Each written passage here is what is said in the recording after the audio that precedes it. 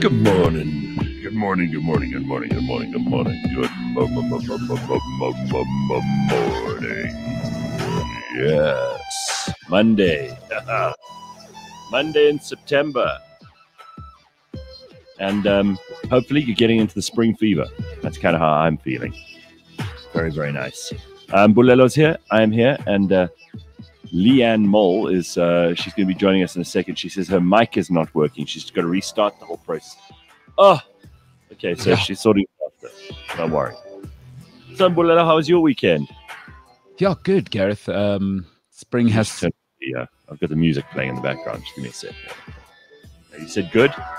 Good. Spring has truly sprung. It's doing its thing. But I made the classic mistake this weekend. I went to like a braai kind of situation with just black guys there. And I've always said that's a terrible situation to have a single race at any party. So you shouldn't have just white guys or just black guys. Yeah. Because there's like a pool at this estate, but just black guys. So like stereotypes are fantastic, but because black guys are just about swag largely. So nobody wants to swim. But you don't want just white guys because then it becomes a swimming gala, you know? So what we need is we all need each other. So we needed one or two more. Plus, you needed some token whites. And also, you know what you need? You know what you really need at every braai is you can't just have black guys because they just want to eat inyama, and no matter how much they went to St. David's, it doesn't matter. We were all raised by the same fathers. Yes. You need the white rich chick. Actually, she's important at braais because she brings the salad with croutons. You know, and the vegetable stuff that you actually need to have a balanced meal. Otherwise, it's just straight meat. Like if you left me alone, it's not even. I don't even think it's a black guy thing. Because if you said to me, "Hey, you can have a braai," and I'll be happy with that. By the way, just the sound of it just makes me happy. But you don't have to worry about any of the, those other dishes, those things that you're talking about now. If it was just like, I don't know, chops or steak, I'd be fine with that. I mean, I probably wouldn't eat anything else. In fact, I've often cooked meals for myself where I go, I should really put something with this meat. And I go, nah, what the hell? It's fine. Don't need it. I'll just have the meat. And apparently it's very bad for you. Yeah, that's where you need Sue Ann, who went to Kingsmead or St. Anne's, where she's bringing the potato salad that's taken her 2 days.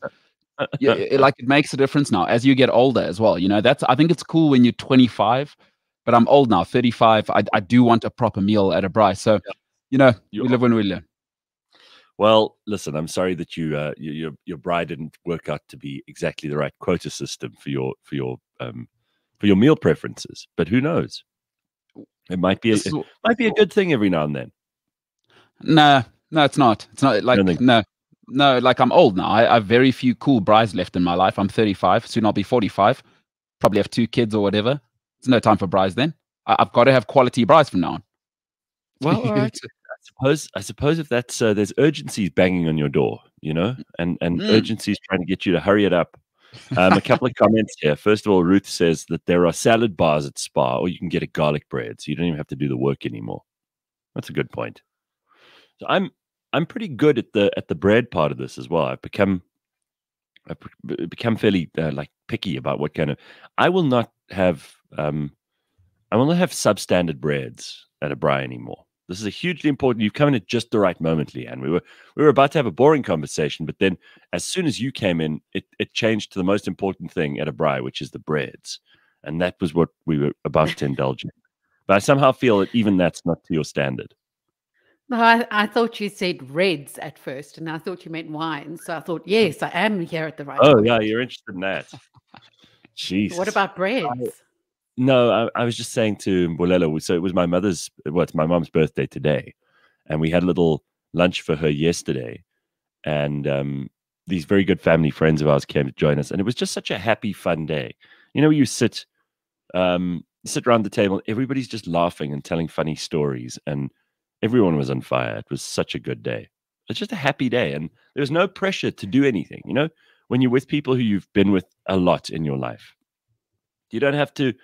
You don't have to make an effort with anyone, or ask them, oh, you know, how's business going? Because you're worried about like whether or not they've had a good year in business, or you know, you talk about Corona. It didn't come up once. None of that stuff. It was just funny, lovely, happy stories the whole time, and hilarious shit about everybody and what they've been up to. And it was a fun day. And then, as part of the whole thing, what got me to the bread conversation is Mbulelo was saying he was at a braai over the weekend, just black dudes, and he said they basically just ate meat. There was nothing else on the table. And I went I mean, at least those ciabatta breads. At least some pap, you know. No, not those kind of black guys. St. David's, you know, Hilton. No, none of the. Leanne, I see where you were going there. Not that version of black. No. We don't use much anymore. I don't even mean black. I mean like Afrikaans with pap and sauce. Yeah. Pap is a big thing. Anyway, so I bought these ciabatta breads. You know, the kind that you put in the oven for like a couple of minutes, and then yes, those are nice.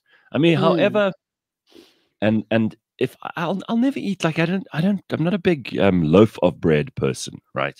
I don't think I ever really make toast, or it's not a big thing. But you know how Oprah always used to go, "Oh, I love bread." And I always thought, well, what the hell is this woman on about?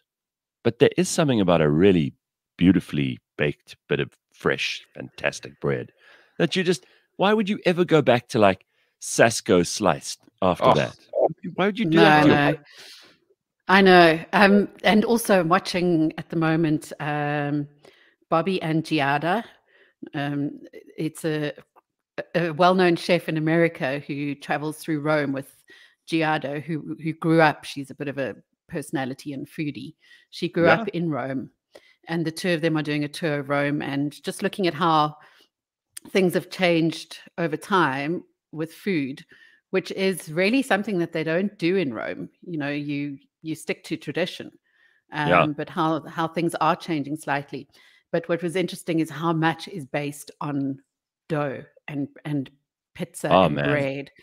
And you can go into any tiny little shop on the street and you'll have the most amazing thin almost pizza dough that they even cut thinner into half across ways, and fill it with these fresh cured meats and artichokes and zucchini flowers and that bread just so crispy and delicious. Oh man. So you see why you need the white chick. Zucchini and blah, blah, blah. That's why. We need each other. We need each other. Not just black oaks. We need zucchini. I mean, this is Mbulelo is spreading a message of unity this morning. Come on, now. This is his Mandela moment. So apparently if you want to sell a house, when you know the house is on show or something, it's on the market. Best way to sell a house is to bake bread, because that smell makes people feel like that's where they want to be. And they're like, oh, this place is so homely and lovely. How do you make your house so cozy and nice? Apparently the thing is you bake some bread in the oven, and that smell will make them want to stay. Even if it's shit bread and you don't end up eating it, just bake it. No, just bake it, because your asking price can go up. Yeah. That's all. It's a good idea, absolutely. Right? Very. Gavin agrees with Mbulelo that essentially chicken is just salad at a braai with your mates. Yeah. That's the problem. All right. That's the Tracy problem. Says ciabatta with butter. Everything is better with butter. Yeah. No, you know what we're talking about. Oh my God. Okay, so hang on. Jewish New Year starts tonight. So happy Rosh Hashanah, says Ruth, wishing everyone blessings for a sweet and happy year. While you're talking about, I thought Ruth was going to say kitka bread, because my God, is that the best stuff? So that's the platted sweet bread. It's so good. My God, you that's just nice. Break apart in these knobs and it's fluffy and that's the best. All right. You also need beer, says Tony. Yes, there's a lot of beer in the process. Yeah. I told you last Thursday I put up a shelf, right? And I decided to continue doing some DIY through the course of my weekend. But I also had some people here on Friday night, and we put my shelves to use, and they held up. I'm proud to say they didn't crash down. Did you put people on the shelves? No. I put like food and drink on the shelves, and it seems to have worked. Nothing broke, so I'm very proud of myself. Well done. Isn't that good? Right? Good. Yeah. Because that would have been a disaster. Imagine I built the things, and then Friday night they're all completely fucked and break and shatter and cause people injuries. Can you? That's just not my favorite thing. Is to watch people get hurt because of DIY decisions I made that were poorly constructed.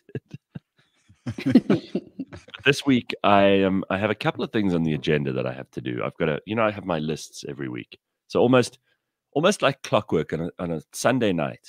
I usually can't sleep on a Sunday night. Usually lie in bed, and if I do fall asleep, then I'll wake up at some point in the night. And in order to get back to sleep, I'll plan the whole week. So I'll look at all the things I have to do for that week, stuff that has to be done at home, at work. Things I need to go to the shops for, dumb stuff. I need to call these people. I need to plan this.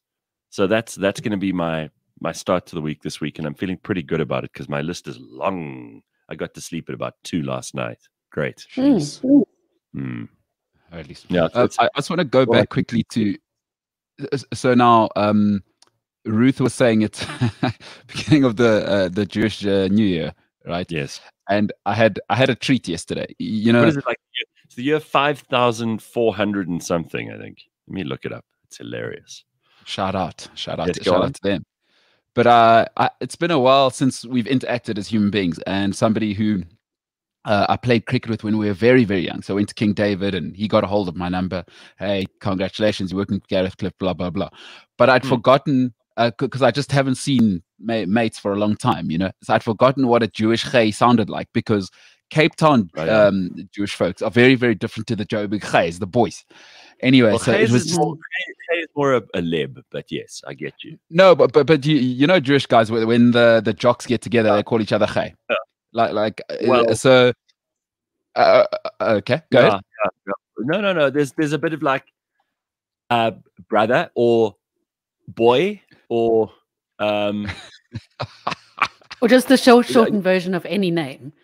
Any name. You take your name, and however short it may already be, it may be Tom. They'll find a way of making it Tom. That's more like. So anyway, yesterday was a treat for me just to like hear him, because we're reminiscing now. So I'm like, hey, how's David Ostrowski and Mark Nicholas and these? He's I'm a rat. Say, how you been? It's nice to hear from you. It's just incredible to see you doing well. And I thought, Jesus, have I missed you, Chaya? So I'm gonna get a coffee with the guy. It was just a treat to be back chatting to everyone in society. So happy New Year to him. Yeah. You have to, this is the point, and I think maybe this is also what you were saying when you brought up like the braai with just the black guys. It's like if you don't mix it up and you don't have friends from all kinds of interesting places. I mean, don't get me wrong. I'm not going to try and force diversity on your friendship group, but it really does help. It makes things a whole lot more interesting, and there's more to laugh at, and there's more to make fun of.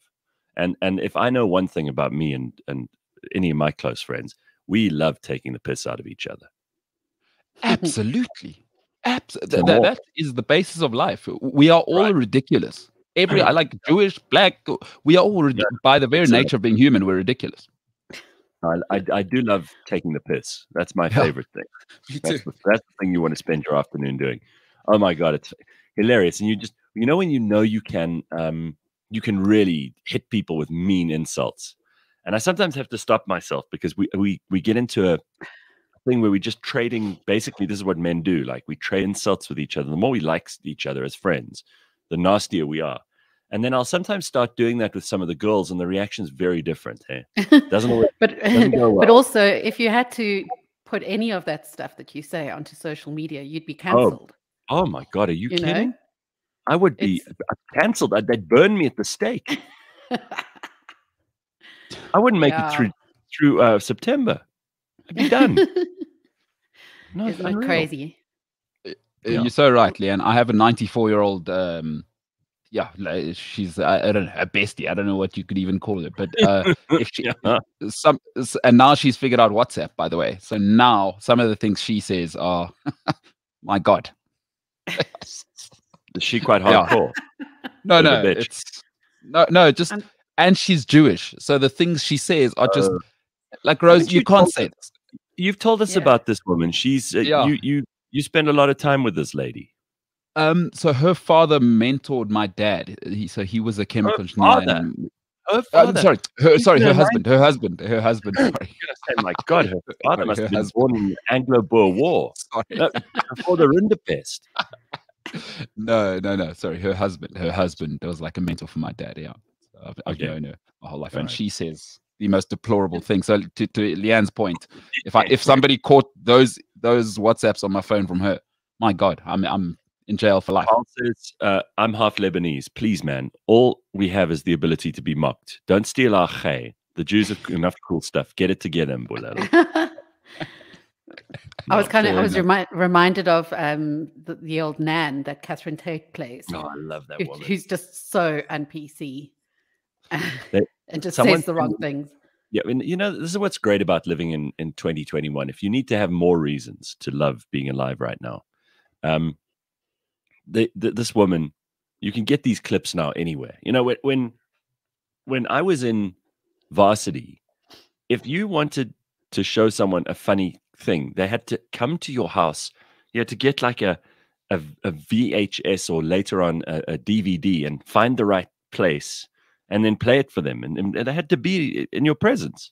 Now you go on your phone and you can say, oh, have you seen Catherine Tate's Nan? Oh, no, I haven't. Well, look at this. And you can laugh at it right there and then. And you forward it to them on WhatsApp. You don't even need to be in the room with them. And you can share humor like that, which has been part of it's one of the most foundational things in my life. I mean, Leanne, haven't we laughed about English comedy shows pretty much since I've known you? And you have this old lady, and she's a bit rough.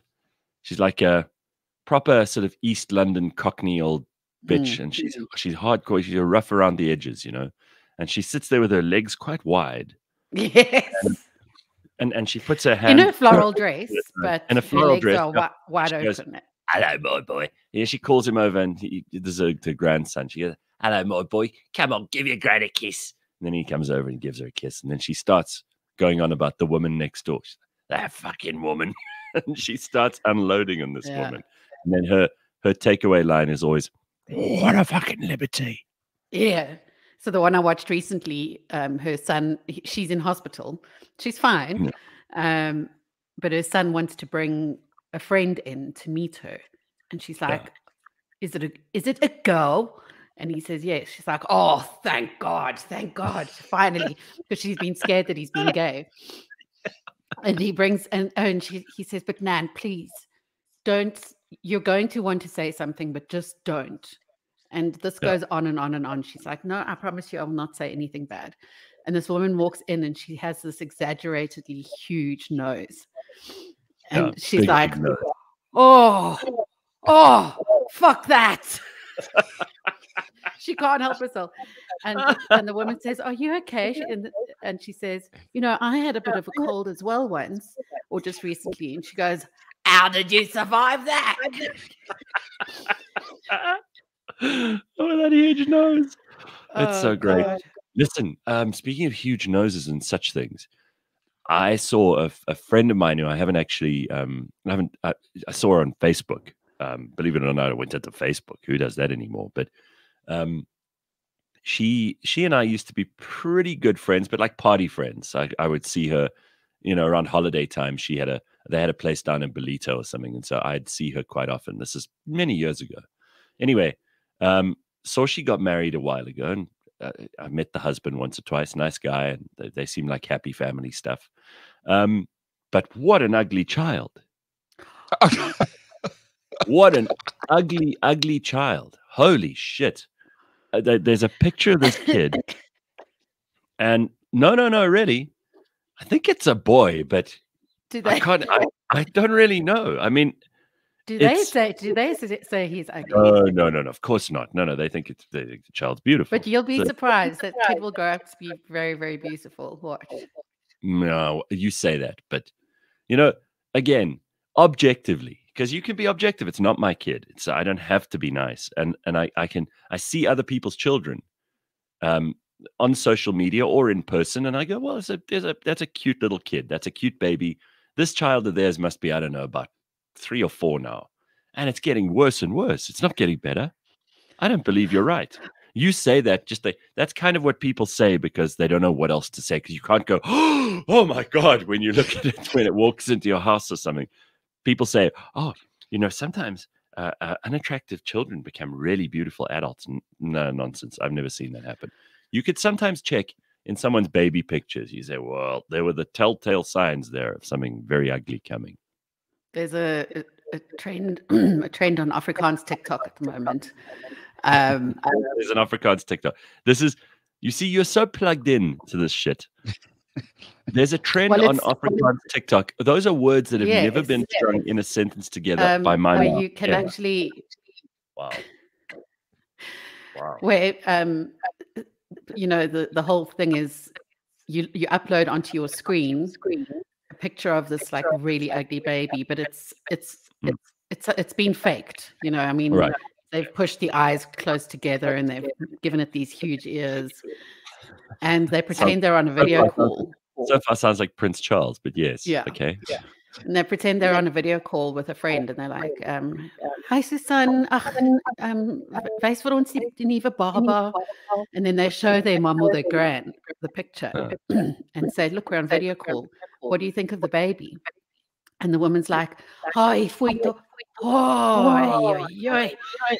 and you can see the absolute horror. And they're like, "Hy's baie mooi. Baie mooi." So, and then the person holding the phone up just cracks up because they know it's fake. Well, I think I saw something similar to that someone forwarded me, but it's like a colored family. Is that the one you're talking about? Could be. Okay, yeah, could be. Because I just assumed, again, being a South African, I just assumed you said Afrikaans TikTok, so I'm like, well, it must be whites, but it's not. I think the clip you're talking about is actually colored. Oh no! So it's a trend. So there are 50 or 60 of them, that you can see, and it's mainly Afrikaans TikTok. That's well, maybe the original. Anyway, well, like, what do you do though? This is the problem. Is like when someone shows you their child and they want you to be really impressed, and you can't actually fake it because what a cute child, because I'm not very good at lying when someone presents me with something like this. This is why you need rules. Good for you. The only thing you should ever say about somebody's baby to them is good for you. Don't try and be expressive and show how much you think children are important. Good for you. Keep moving. Good for you. Oh, we had, because people who've had babies think they are the third coming of Christ and they've created life, and just their monstrosities can do anything anywhere. So good for you. Let me get the hell out of here, because they take that so seriously. Yeah, good for you. So I'm a Kazanti, and my cousin nephew has this flaming red hair. He's going through this Einstein phase at the moment. It's too cute. He's got this halo of red spikes. My cousin's friend said to her, "Oh, he's so gorgeous. What color is his hair?" And Taryn went, "No, I know he's a gin." She went, "Oh, okay, just checking."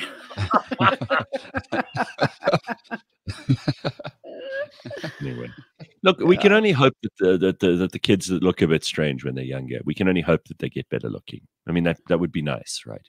And you do occasionally have these kids who looked horrendous when they were children, and then they grow up to be very attractive adults, but you're still stuck with them for a little while, where they really are just little trolls, really ugly little trolls.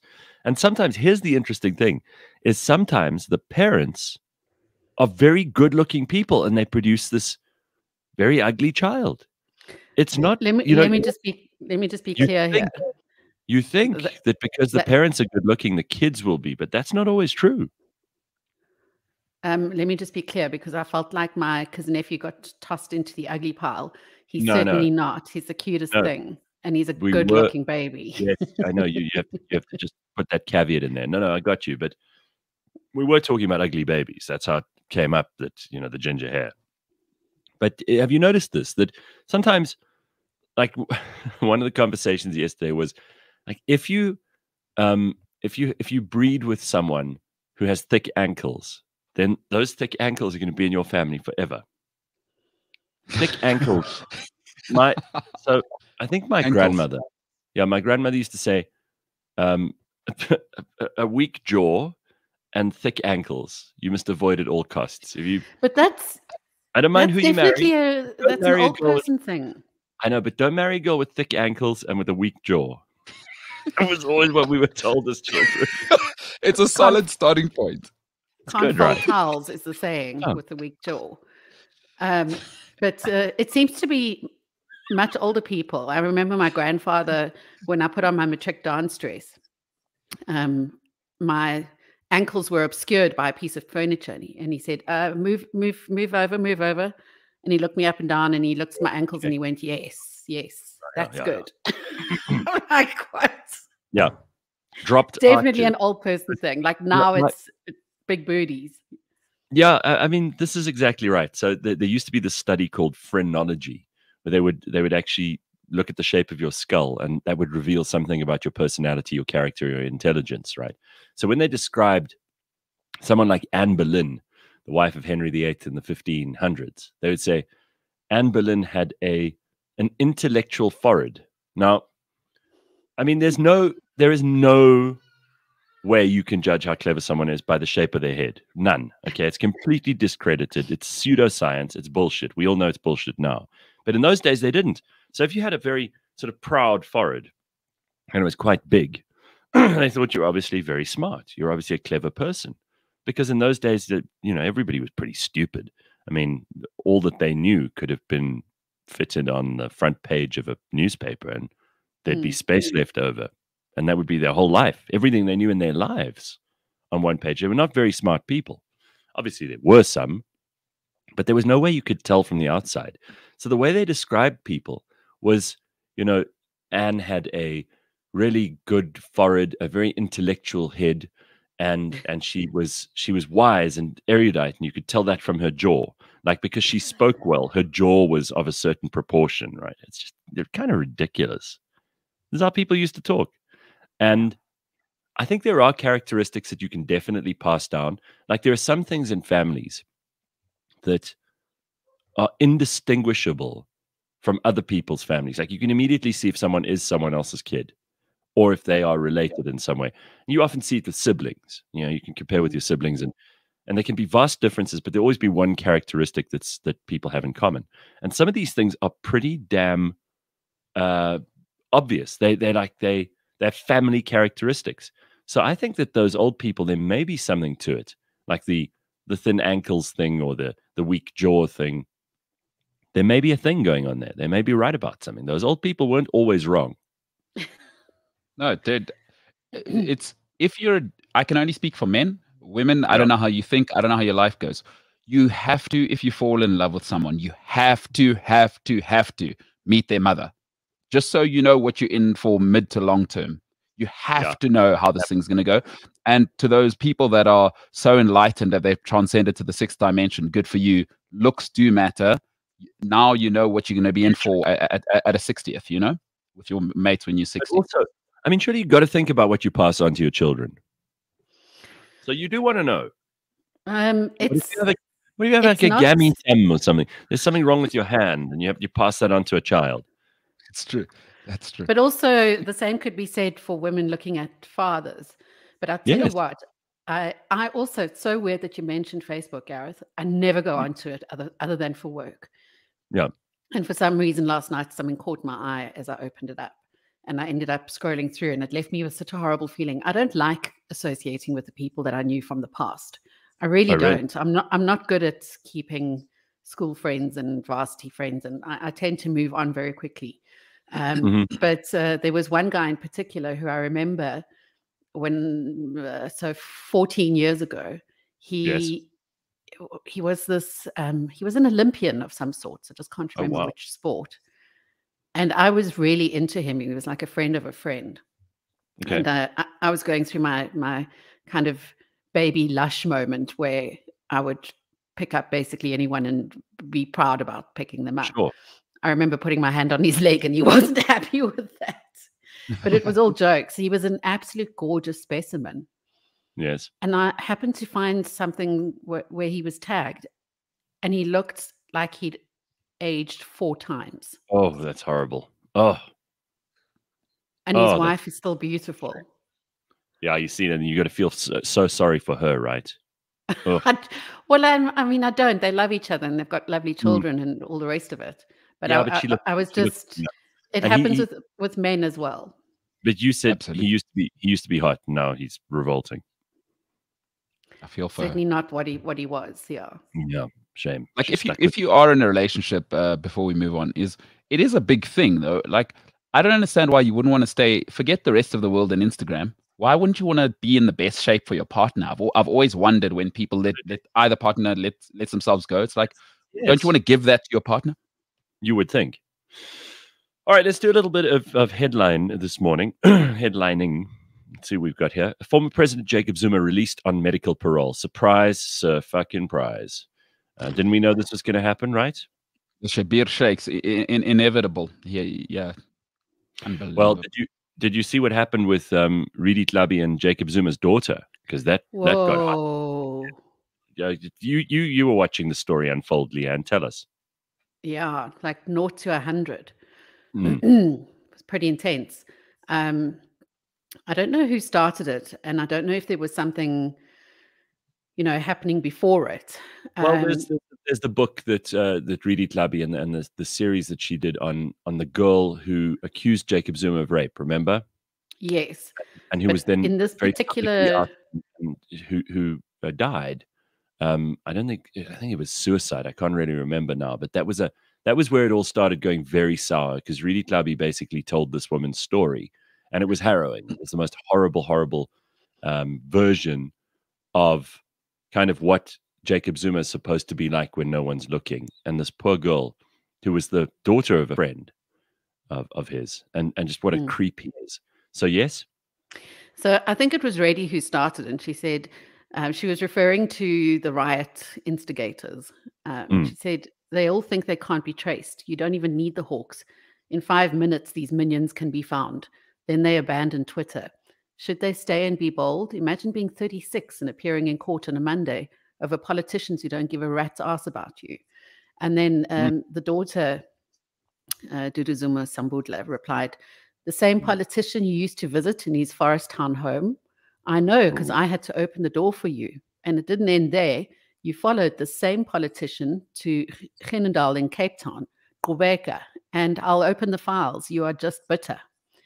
To which she responded saying, I have never been there. She really said. She said, I've never stepped foot in there. It got to where she was saying things like, you are truly your father's child. You're vile and dishonest. You sat in a court of law and justified his rapey, predatory abuse of Fezeka Guzwayo. So nothing will stop you from doing it here. I've never visited his Forest Town home. I've never been to Genendal since Mbeki's presidency. However, I went to Dumbarton residence, is it Dumbarton? Yeah. His official residence as deputy president, to interview him as Burundi mediator. But like you, he sees professional settings as opportunities to be creepy. He became creepy and predatory. That's who your father is. Your mother knew him well. You deserve him. Ooh. Because their mother, she killed herself. God, that's like really hitting hard. Yeah, you're going deep on this one. It's just But also don't mess with Ridi Tlabi, because first of all, she's got a good memory. Second of all, she probably has kept track of her career a lot better than you might have if you're some observer from the outside. And third of all, you're not defending a person who's universally good here. He may be your father and you may love him, and we will forgive you that, obviously, because that's what daughters and fathers should feel about each other in a healthy situation. But you bring in someone and their professional conduct, and you don't have a horse in that race. You're asking for trouble. And so the last that I saw from it was where Duduzile said, the only truth you speak here, and by the way, she she capitalizes the first letter of each word, which is very irritating and makes it difficult to read. Yes. The only truth you speak here is that I am indeed my father's child, and proudly so. The rest is between you and your failed mission to be one of the first ladies. You just weren't Jay-Z's spec. Wow. Yay. Holy shit. People all right, ladies. Yeah, calm down. Claws back in. All right, calm down. Wow. Jesus. Unbelievable. So there we go. That's been happening while you were enjoying your weekend. Some people are not enjoying themselves. Defend yourselves and others within the confines of the law, Ramaphosa tells police officers. Yeah, they have this thing once a year, which, I mean, it used to be quite a prestigious event where the president of the country does a tribute to police, and there's a memorial at the Union buildings, and every year they do a police commemoration there. Anyway, he called on the South African police to implement their police safety strategy, urged officers to defend their own lives and those of citizens against criminals. He was addressing a police commemoration day. The annual event is held in remembrance of police officers who died in the line of duty. He paid tribute to fallen officers, adding that the killing of police members undermines the state. So that happened on Sunday, I think, Saturday or Sunday, one of the 2 days. And not surprising, he's also just getting on with the business while this Zuma thing carries on in the background. I think it's a bit of a sideshow. But I have to say, as much as we criticize President Cyril Ramaphosa, he's done very well to not get his own hands dirty in all of this. He's been very careful to not add fuel to the fire, which I think a Jacob Zuma would have been unable to do and has proven himself unable to do time after time. And then some interesting things from the world of sports. And Bulelo, you might have a comment to make on this. Apparently, we've done okay at the Paralympics. If I'm being completely honest, I haven't really been watching. The Premier League's back, so I'm not really watching anything now. Like, nothing matters. Well, that's honest of you, because I haven't watched the Paralympics either. So I was really hoping you'd pick up the slack there. I don't know what the fuck's going on. It was I saw it, and also again, I'm not a sports fanatic, so I don't remember names, etc. But I've taken a little bit of the news, and there was a double amputee, a Blade Runner, who took home gold just yesterday, I think. There was a swimmer who took home gold as well. Yeah, they're certainly right up there, doing really well. Good. So this is Luzan Coetzee apparently pocketed another medal at the 2020 Tokyo Paralympics, and the sports minister has hailed the team. Marathon runner was also South Africa's closing ceremony flag bearer. Oh, so the closing. So it's done now, is it? So we've returned. We've returned with 4 gold medals, 1 silver, 2 bronze, and 3 world records. It's very good. That's really very good. Yeah. And pay them. I don't want to fire half your staff and pay the athletes. Okay, very good. So it is time for us to cross to Dr. Hanan Bushkin, who we're regularly in conversation with here on the show. We want to solve very particular problems, though. We don't want to talk generally about stuff, because it's in hearing what other people are going through and hearing their very subjective experiences in life that I think we have the most interesting conversations. Not that the general stuff isn't interesting when Dr. Hanan presents it, because he's a man of many, many years' experience, and he knows, he's seen and spoken to a great many people about a great many problems. So we'll get into that in a second, but I do want to quickly just tell you so that you know for next time, because this is going to make it a lot more interesting. We're inviting you to be a part of the show and to basically get a free consultation with Dr. Hanan.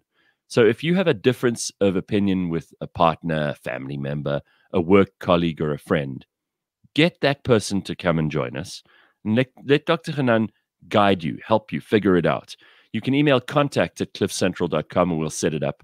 It's as easy as that. So especially, I'm thinking here of conflict resolution. If you have a conflict going on in your marriage or with a friend or in business, and you're both adult enough to be able to unpack it very briefly for Dr. Hanan, you could be helping a lot of other people. You could be teaching them some stuff. So please bring it to the show and email us, contact@cliffcentral.com, and we will treat it respectfully. I promise you, we're not going to turn it into entertainment. I mean, he's a pro, and all of us want to learn from this. And on that note, let me bring him in. Dr. Hanan, how are you? Hey, how's it going, guys? Good. So I think this is quite exciting. If we get people to come and show us how we unpack their conflicts or the potential problems they're having in relationships, it helps the rest of us to figure things out, right? Definitely. If you're watching other people fix up their stuff, listen, we're all human beings. We have shared experiences. So that's why it's so great going for coffee or a beer with your mates, because you get to hear, that I'm not the only one going through these kind of issues or at home. It's always great to interact with other people. That's what we've lost, I guess, through COVID, because it calibrates us. It makes us feel that we're normal, just like the next person. Oh my God, your wife says the same thing. Oh my God, your boss is the same type of person. Your colleague do the same thing at work. So it kind of makes us feel as normal as it can be. And we all go through conflicts, but sometimes we don't know how to resolve it. So this will be a great way to resolve it with my help. So we got an email this week from Michael, who wants some advice from you. What do you do in a situation where you make new friends, you get on just fine, but they are very religious and we are not? This is interesting. We get on fine. The kids play together so well. Things got weird the other day because they asked us about my brother who's gay and if we support his relationship. And we laughed at first and said, sure, we support him. It's his life and we love him. Then the Bible quotes started coming out and you could see they didn't approve of this. The guy also has a sister who is a lesbian who's getting married soon, and they are not attending the wedding. The problem is that we have never told them our position on religion. The conversation never went that way until now. I think if we tell them, it'll end the friendship. If that is the case, then maybe it wasn't a good, honest friendship to start with. Wow. Okay, where do we go with this? I mean, your words are ringing in my ear about like which fights you want to spend those emotional energy coins on. Yeah. You know? For sure. But where do you start with this? How do you tackle this thing? So, you know what, let me start by, I was listening to your conversation a little bit earlier and how you were saying that when you engage with friends, it's quite fun to tease each other. And the reason why it's quite fun to tease each other is because in a relationship, doesn't matter between friends or between spouse or cousins or whatever it is, we give each other permission to say certain things. And the more permissions you give each other, the deeper the relationship is. So if I turn to my best friend compared to maybe somebody that I don't know, my best friend has a lot more rights and permissions that I've given them as opposed to maybe a stranger that I don't know. And by the way, just as a side note, the moment we give people endless or open boundaries, no grounds or no boundaries to say what they can and what they can't do, that's when they take advantage. That's when we break down. But going back to, or the relationship breaks down. But going back to the question, not all relationships serve all the needs. Different relationships serve different needs. And the moment we give a friend a title, you are my best friend, and that gives them all the rights to say and do and be everything. Well, you're just putting way too much pressure. You must define what the relationship is about, because otherwise boundaries are going to be crossed and somebody's going to feel resentful. So let me just link it to something, and I'll come back specifically to this question. Whenever I see singles in my practice and they go on dates, they go, a lot of time they go, Hanan, why is it not working out for me? And my first question is, what do you want? What are you looking for in this person?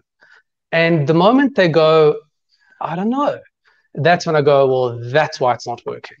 And they go, what do you mean? Why? How can I know what I want before I actually meet it? Well, my answer is because the question that you ask is dependent on what you're looking for. And I'll give you an analogy. Imagine I'm getting somebody to work in my company just for one day. I just want somebody to come in, clean shop, one day, and they're gone. That's it.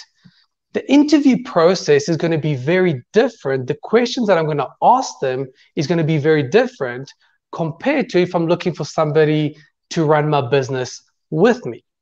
The depth of the question, the quality of the question is going to be very different. Now let's think of dating. If I want somebody as a one-night stand versus somebody as a long-term partner, again, the interview questions are going to be very different depending on what I want and what I'm looking for. So if I'm wanting somebody as a one-night stand, well, we just have to go, well, is there attraction? Are you available tonight? We're good to go. Tick those two boxes, we're good to go. But when I'm looking for somebody to potentially join me for the rest of my life, all the questions are going to be much more in-depth and different. So the first question is, what do you want? Now, going back to the email, ask yourself, what do I want out of that friendship? And can they fulfill what I want? If the friendship is just about, the kids interacting and it's got nothing to do with values or religion or upbringing or rights versus wrongs, well, you can let the kids interact and it's not a big deal. But the moment the question is, I want my child to only interact with people that hold the same values that I do, well, then maybe the relationship doesn't serve that purpose, and you got to question the type and the quality of the relationship. Yeah, I mean, this is almost where you wish that Michael and the other couple were on the line and you could negotiate these things. Definitely. This is why it's better, not because you want to see a fight, not for our entertainment, but because the only way you know the answer to these questions is if the people are there to represent themselves. And what you said, lots of people are friends with some other couple just because their kids can play together. They don't actually really like each other. and by the way, but again, the first question is, what are you looking for? What do you want? You don't have to agree on absolutely everything. I can be friends with somebody because we both like the same team, the same soccer team, and that's great. We don't have to agree on, how we conduct ourselves in a romantic relationship or a religious affiliation, or what we agree is a good job or a good income or isn't. We just connect on the fact that we both like the same soccer team. But again, the moment the relationship becomes more than that, and you're looking for somebody to, again, represent your soccer team, as well as somebody that goes to the same church and has the same religious beliefs, and that's what you're looking for, that's what you go for. Sure. And if they don't fulfill that, that's okay. That's okay. Knowing what you want, but people don't want to commit to what they want because they don't want to say no, they don't want to set boundaries, they don't want the other person to reject them in return. But setting the boundaries is the first step to actually having a healthy relationship. But the first step to setting boundaries is knowing what you want. And it's also almost as if you can overdo it in terms of what you want, in terms of your list of wants and needs. That person might not be out there, especially if you're talking about a spousal relationship. There's a point where you've got to realize that you're going to be different in some ways, and also how boring would it be if we all had the same philosophies and having a friend who thinks exactly like you. What are you're going to sit there and bitch about other people and how wrong they are? So it's quite difficult, and I think about the fact that I've always been open to having a housemate. And an estate agent called me the other day and said, what are you looking for? Email me what you're thinking. So I emailed and I said, I'd prefer a female, 40s, 50s, who doesn't mind pets, but doesn't have pets of her own. And she replied and she said, your parameters are far too strict. I can't find anyone for you. I'm sorry, I'm out. And I thought, well, it wasn't huge parameters, but in the real estate world, in this specific suburb, it's a problem for her. Yeah. Relationships, guys, is all about negotiation of needs. So, Leanne, using the example of an estate agent, but I'll just take it one step further. Imagine you're looking for a housemate to share your home with you. So you go in the paper and you type in exactly your requirements. If you take 100 people, you'll see that 100 people have different requirements. So one person, and by the way, the wrong thing is just be very general about it. I just want a housemate. Well, then you're going to get from the creepy to the very credible and the million things in between. But you see, if we boil down to the specifics, which is very important, all 100 people that advertise in the paper will have 100 different needs. I want somebody that is very hygienic. I want somebody to help me with the dishes. I want somebody to share the bedroom with me. I want somebody to be my friend and my partner, and a million other permutations of that. When you engage in relationships, it's all about the negotiation of needs, but you got to know what you want. You got to define that. But again, many people don't want to be introspective, and that's why they get hurt, because they get their boundaries broken. And Dr. Hanan, go on. It's an interesting thing you're saying. So a friend of mine, she becomes quite upset with me because I'm actually now in my life more interested in what I will not tolerate. So I found that the people in my life are excellent at telling me what they want. I always ask people, what don't you want? Like, tell me the things that where it's a non-starter, and she can't do that. She always thinks of the things she wants, relationships, and for me to do. And I'd say, no, this is not negotiable. And I'm very clear on the things I don't want in my life, which actually clears up the things I do want for me. And it's really, really interesting to hear what you're saying on the religious thing. So for me, one of the things, if you're religious, it's a non-starter for me in a romantic sense, because I view it as we have to start at the same foundation. I mean, now these people have kids. That is a whole different ball game now. Now your kids are being exposed to that world. I mean, what would you say to them on that front? Because what if their kids get along with the other people, like in this case, you know? Yeah, we'll answer that one, Dr. Hanan, because this is complicated. It really does get very complicated.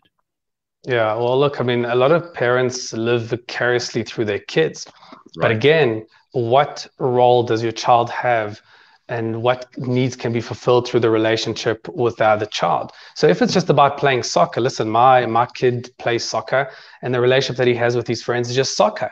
They don't have play dates afterwards. They don't go to shul together. They don't have, they don't debate the meaning of life, and that's okay. They don't go to the other parents' homes, and therefore they're not getting influenced by the parents of the other kids' beliefs, and that's okay. But sometimes you have a relationship and your kids want to go and have play dates with their friends, and they want to go to their house and they want to have sleepovers. And that's what we're going to interview. Myself and my wife are going to interview the parents a lot more in depth and see that they do carry the same values. Because, for example, if I'm sending my child to somebody else's house and their parents believe that all the children sleep together in the same bedroom, in the same bed, well, hold on one second. Is my child going to sleep in the same bed as you? That doesn't work for me. That goes against my own natural rules and boundaries. So again, you got to ask yourself, what role does the other person play in your child's life? And if the role is X and the other family cannot fulfill X, well, that's the end of the relationship, but that's okay. Yeah, but some people really just have no idea of what they want. And to go back to your original statement about this, Dr. Hanan, it's like getting into the car and you want to go on a holiday, but you haven't decided what your destination is. And so you get disappointed that you didn't end up somewhere fantastic because you just got into the car without a plan. Completely. So anywhere can be your destination. And then you only have yourself to blame when it's not the destination that you fantasized about. So you have to decide where you're going. That's the truth, right? 100%. I mean, how many times have I said this on the show, and I'm going to keep on saying it? My favorite quote of all time is, if you're not the chess player of your life, you're a pawn in someone else's. Period.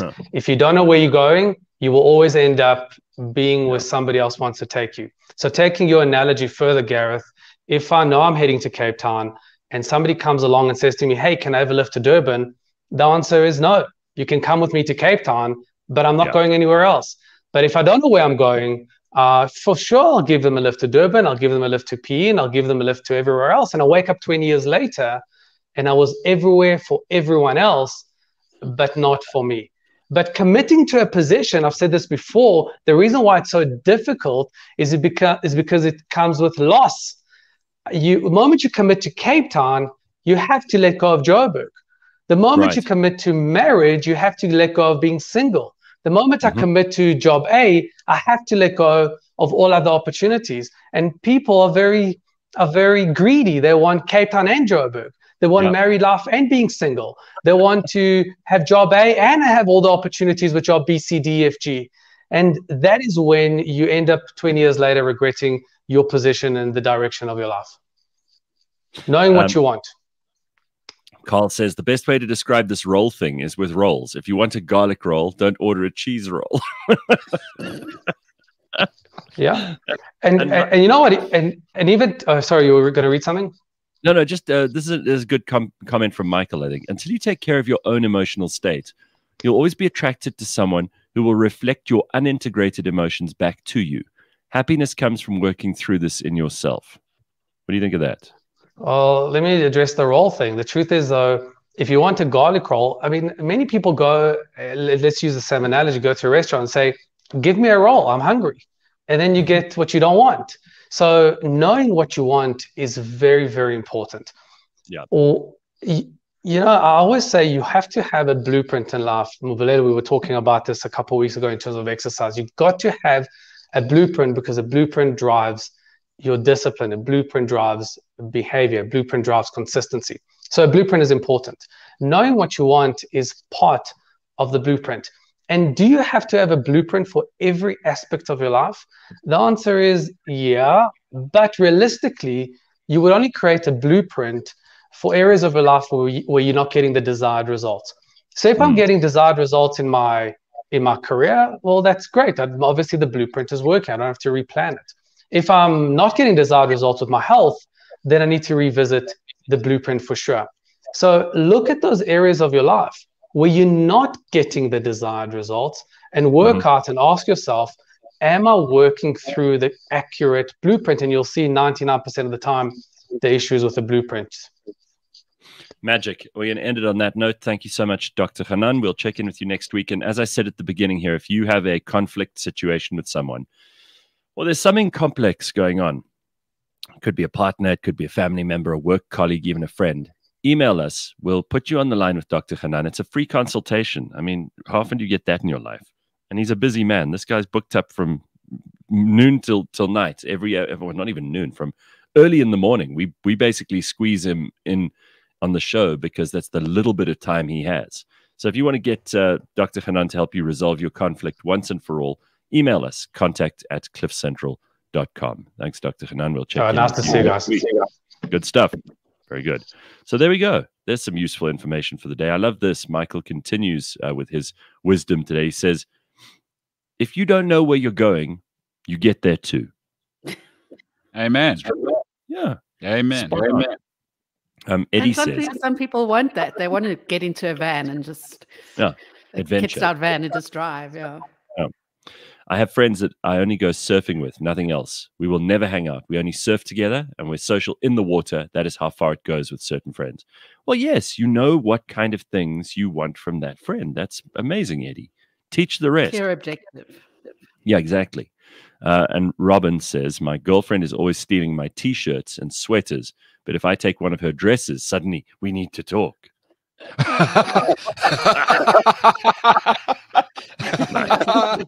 All right. When we come back, we've got lots to get into. So Leanne has some funny stories, and Mvulelo too. Apparently, there's a global coffee shortage that'll tick all the boxes in terms of getting Mvulelo worried.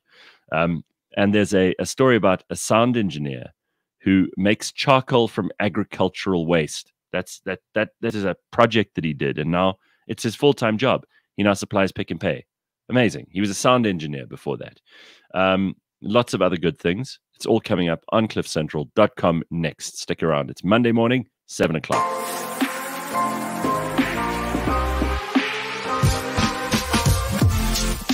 Coming up on Auto Central. The Lamborghini Countach for me will always be a classic. I'm so excited that Lamborghini just released a sort of a homage or a reimagining of it. It's the first poster car for a lot of people. So I think it's always going to be a classic in a lot of people's hearts. And because I'm biased, of course, I have to include every single BMW in my list of future classics. I don't know what you think. What are classics to you, George? Catch Auto Central, SA's #1 motoring podcast, every Monday at 9 a.m.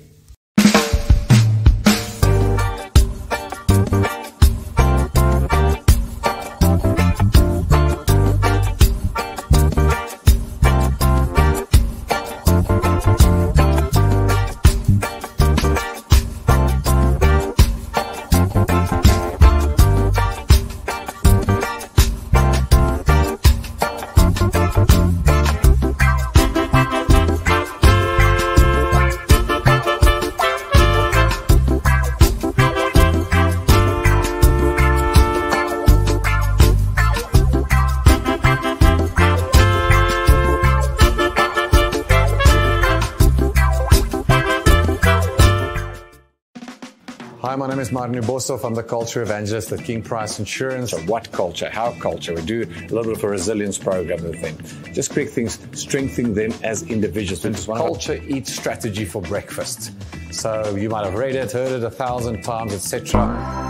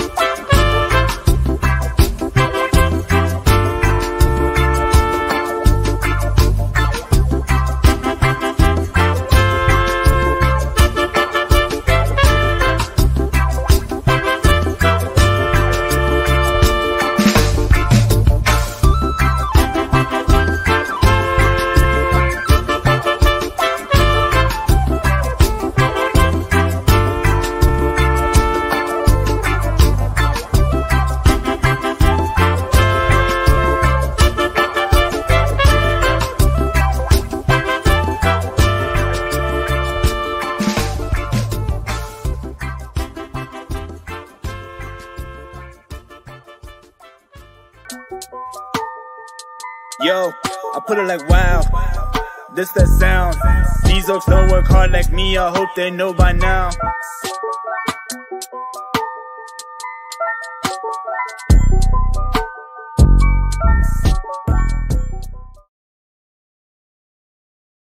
Come on a Monday morning.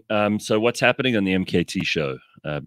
Every day I hear that commercial, and things are getting hot down there. I mean, I watched a little clip over the weekend on Instagram of you guys taking the piss out of each other, which was hilarious. How are things looking on the sports front, Cliff Central sports front? Things are looking up. So people are used to seeing Spike. Obviously, he's our Formula One guy. Yes. So he'll be with us on, we'll confirm, Tuesday or Wednesday. I mean, if you're not into Formula One, which I'm not, by the way, make the cars louder again. But I watched it yesterday, no Premier League. Listen, this guy called Max Verstappen, I don't know if you've heard about this guy. So what was all the fuss about him yesterday? I saw lots of that. So he won in Holland. So Austrian born, but like Dutch now. Just unbelievable. The atmosphere. I've never seen it in Formula One, right? And I've been to Monza when I was younger. My dad's a big Formula One guy. And they say that's the race of all races. But yesterday was fully orange, like proper Oranje. I don't know if you remember the famous Dutch teams of the 90s and noughties, that like the Oranje. They've never seen anything like it, is what all the commentators were saying in Formula One. And he won at home. They haven't had one, a Dutch guy won at home, and he's probably going to win the title unless Lewis turns it around. There's something really special about the Dutch. What was that thing they did with the World Cup? Leanne, you were a bit of a Holland supporter when they came out, right? Hup Holland. Yeah, absolutely. Hup Holland, that was it, yes. Yeah, Hup Holland, Hup. Remember that? Yeah. So there's something about the Dutch, though. They really do seem to have more fun than anyone else. Like if you think of the Germans or the Austrians, terribly serious people. I mean, obviously there are exceptions, right? But there are these stereotypes that fit. The French can be quite grumpy and self-absorbed. The Spanish are quite fun, but they're also a bit lazy. The Dutch have this, like, obviously these are terrible, like, stereotypes, but the Dutch have got this great reputation just for being the most fun people in Europe. They have the most fun. Absolutely. They laugh the most. They exuberant people. They kind of, that language and accent is just horrendous, but they are fun. Like Yeah, and I've never met a Dutch person who didn't fit that category. Like they all mostly have a really happy time. They're enjoying being alive, which you can't say for the British, for example. Grumpy and sometimes a little pompous. But the Dutch are just fantastic. So whenever they find some national thing to rally around, it becomes like this sea of orange. And also, that's their color, right? There's no other countries trying to steal orange from them. That's their color. It's not even on their flag, for God's sake. They don't even have orange on their flag, but it's their color. Love it. Hup Holland. That's very cool. So, yeah, Ruth says it was incredible. Max deserved to win. I'm so glad for him. Glad LH, that's Lewis Hamilton, right, is taking a back seat. About time. Okay. Yeah, sure. How's that that Chrissy Teigen, though? She's fallen from grace, hey? After being like one of the most outspoken loudmouths on social media, she got taken out by a couple of people, and now she's shut her mouth, and she's like going on this she's on this big journey at the moment to kind of spread love and kindness, where, just a few short months ago, she was probably one of the main antagonists and protagonists, probably protagonist, in the ugliness that you see on social media. So someone's learned a lesson, even if she's just pretending. So what's her angle now? Yeah. What's her angle now? Or has she gone she's actually trying, she's like putting out these messages of like, let's be nice to each other and positivity, because she was basically caught being an absolute bitch to I can't even remember who it was, like some other famous person, I think. And she was just caught out because she doesn't practice what she preaches. So old Chrissy Teigen is she's had a humbling couple of weeks on social media.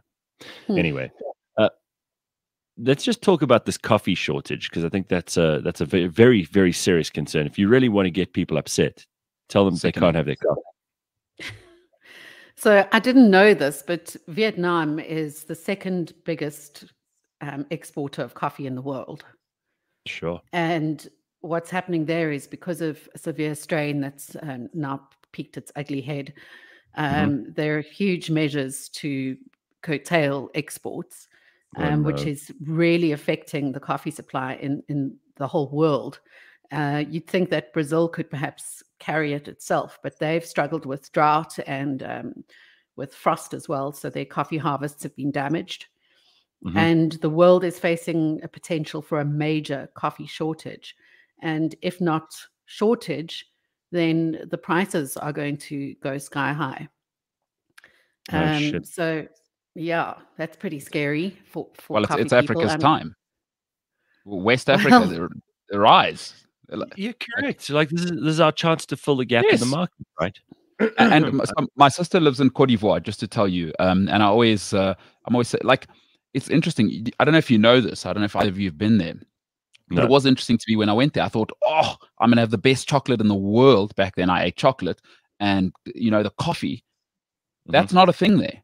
They make it to export it. Like in Cote d'Ivoire, it is not a thing to, like, coffee. The cocoa is, we make it. It's off the farm. Boom. Send it to the rich white folks in France and the UK. That's really what's happening. So, it's so interesting. And they've got the best, by the way, by a mile. By a mile. The coffee up there is unbelievable. But you also like the East Coast stuff, don't you? You like Kenyan stuff. Yeah, Kenyan and Malawian. I mean, listen, Africa has the best. And I've tried, not everything, but I've tried the world's most expensive coffee. Literally, I've had it. And I promise you, we've got... So, Leanne, this is disastrous, by the way. But for my fellow coffee lovers, you're saying, now, what? No beans from Vietnam, huh? Yeah, that and also Brazil. So, yeah. Good God. The Vietnam are known for producing the more bitter coffees. So, again, I'm not a coffee connoisseur and don't drink it at all. So I think it's one of those times where I'm able to sit back and say, and watch everyone else panic except for me. Taking a sick pleasure. Yeah, kind of. But it's interesting as well for me to see how reliant people are on coffee and how much their lives depend on it. When I'm in a coffee shop, I just think the noises that come with grinding coffee and the steam machines and everything is just so obnoxious. And I can't understand why you have to announce to everybody that you're making coffee when I'm sitting with my little loose tea steeping in my double teapot very quietly, and all I'm doing is adding water and it's done. So it's always I'm on the border of irritation with coffee obsession and coffee culture. Right. No, I get that coffee people are obnoxious, but then a lot of wine people can be very obnoxious. I mean, is there anything worse than those very, very pretentious people who sit and compare the tastes of the different notes that they're getting from their Sauvignon Blanc or their Cabernet? I mean, really, do me a favor.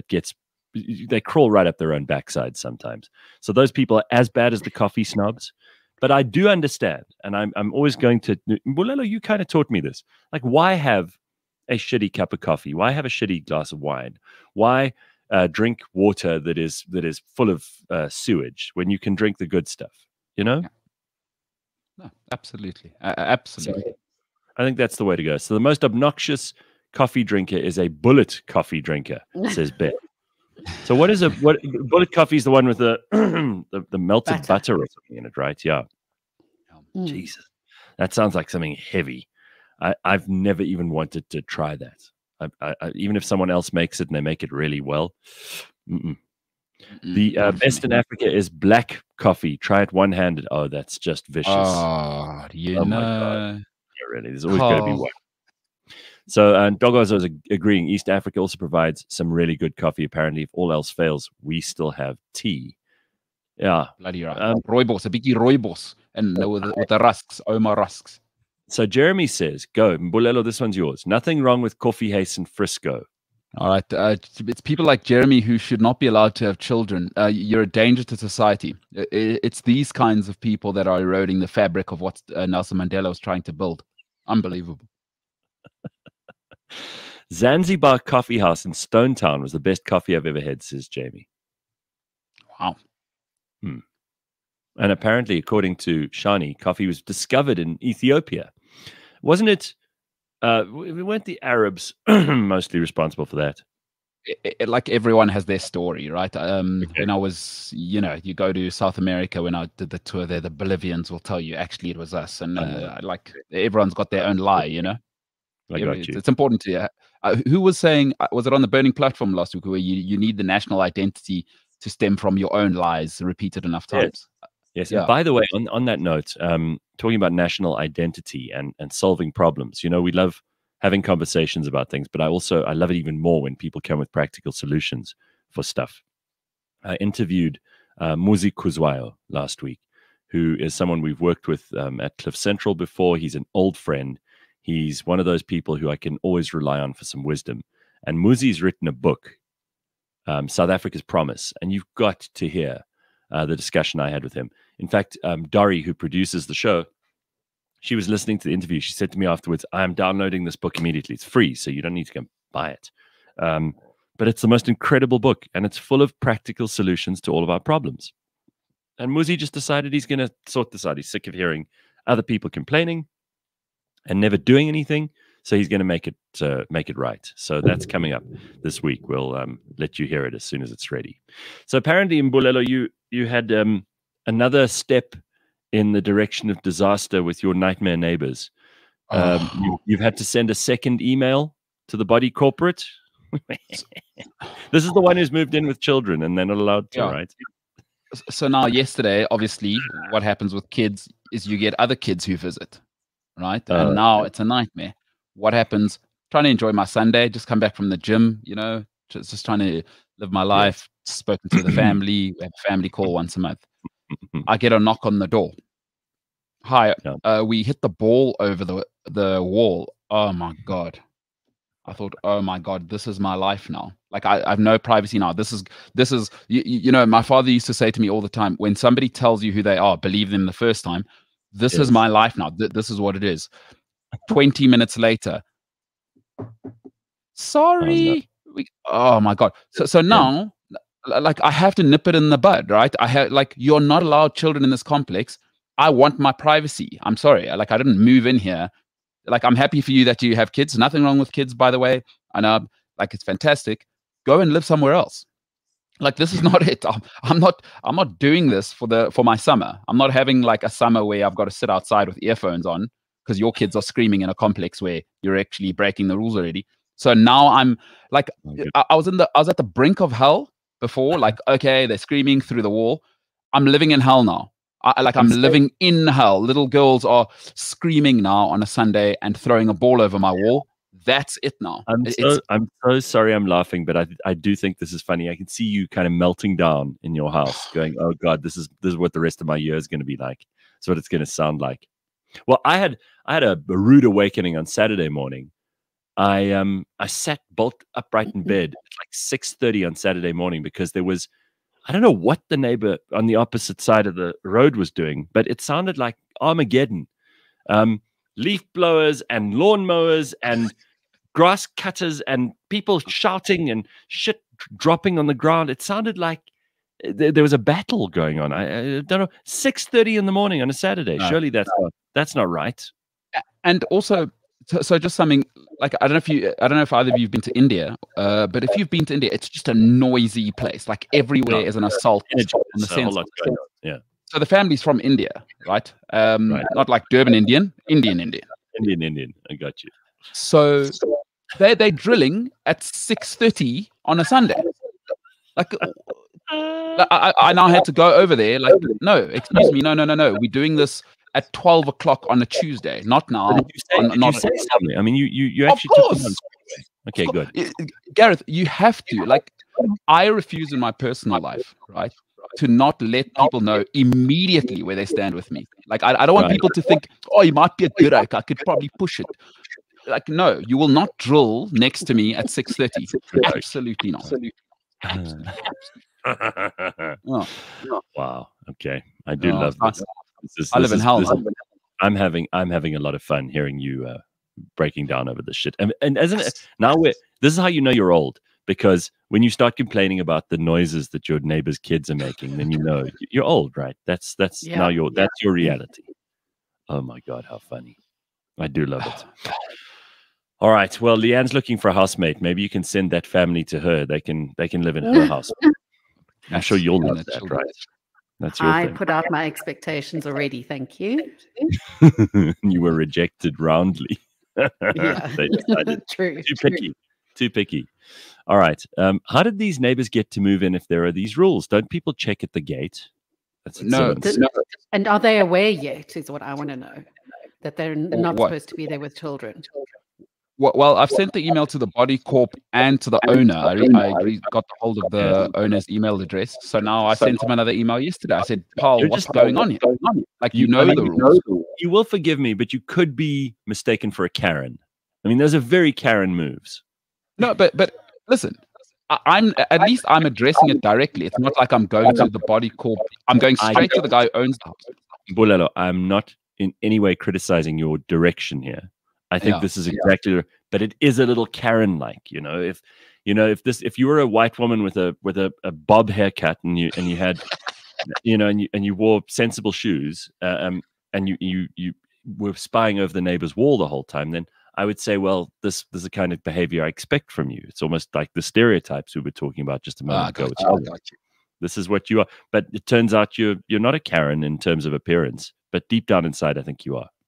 Absolutely. That's a good point. I hear you. Here's another Mbulelo. This Mbulelo says, lol, try living in a township. You get used to the mayhem, and then it becomes strange when it's quiet. Yeah. Yes. And actual Karen has replied and said, Gareth Cliff, not so. I think the only bit of forgiveness we have in this country is that we pronounce it Karen. Yeah, that's the only way I'm thinking that, because I mean, shout out to my friend Karen, who's probably listening. And every time I see a Karen video, I think, I wonder how Karen feels about this. Yeah, I know some Karens and some Karens, and I've now started to use the pejorative with either of them, and or whichever of them I'm talking to, and they seem to be okay with it. They've taken on, some of the Karen stuff they've taken on. They've accepted that that's part of them as well. It's just great. Secretly, Mbulelo is an old white lady. Yes, probably. That's good stuff. But Togoza says Mbulelo sounds more like a Kyle than a Karen. Karens are sometimes important to society. We need people to complain. Yeah, I agree. Body corporates says, this is Jeremy who drinks the Frisco, by the way. Body corporates are failing more and more these days. Nobody has the guts to lay down the rules in apartments anymore. I see it daily. Well, again, I was talking to a family friend of ours yesterday about the neighbor issue, because it's he's had neighbors from hell. Like, he had Nigerians running like a drug racket out of the apartment above him for a while. Then he had a couple who would have loud sex and leave all their windows open so everybody could hear all the dirty talk. And he actually recorded from his apartment just a voice note on his phone, and you could hear her, like, just, she was making all the noises and saying all the dirtiest things that she could. And every day he said that these two had a huge amount of sex and that they were noisy as hell. And now he's got like screaming little girls living down there. Oh, and he calls her Damien, because, the devil's child, basically, the Antichrist. And he says she'll be sitting in the garden going, dum-de-dum-de-dum, playing with her toys. And then suddenly the toys start getting very fractious with each other and start having proper fights. Like her Barbie dolls start like attacking each other. And there's screaming that it's just this one little girl on her own. Hilarious. It really is. I live in an area where there's always mayhem, says Ruve One. I've moved to stay in Mafeking for 6 months initially, but lasted only 2 weeks and moved back. It's too quiet for my taste. Well, that's another thing that I think is a bit creepy, is like, if everything is deadly quiet, you wonder if you might have stumbled into an episode of The Walking Dead, right? If it's too quiet, if you don't hear any other people, that can be very jarring too. That can be upsetting to some people. Yeah, no, shout out to them, but I don't live in my house, so I can hear your kids. Like, hey, give it to me, like exactly what you said. Walking Dead. That's why I I pay the fee to live in the house I live in with the rules that it has. So I think we're about to have a situation, if I'm being honest. Oh, you think it's going to escalate to like a proper conflict? Then you need Dr. Hanan. That's what you need. Red Robin says, the only people who listen to both sides of a family quarrel are the next door neighbors. Yeah. Conflict resolution 101 should be the neighbors, coming in and saying, now listen, objectively, I've heard both sides. Yeah, we'll sort your problems out. Oh my God. So I'm going to head down to Cape Town for a birthday, not this coming weekend, but the next one, because I made a decision to just to do it, and I've realized like that's going to be the longest I'll ever have a mask on my face since the beginning of lockdown, because I don't really go anywhere where I have to wear a mask, and I'll do it in the shops because otherwise they won't let you in. But I realize I'm going to be on the plane for like 2 hours, and then some on either side with transport and so on. Yeah. What's the best one to use? I mean, I buy those disposable ones because then I can go through them. I don't have to reuse them. They don't lie around and become more and more gross as time goes by. Are those the best ones to go for? Are they the most comfortable? Because I haven't tried. I mean, I sound like an idiot here because I honestly haven't worn any.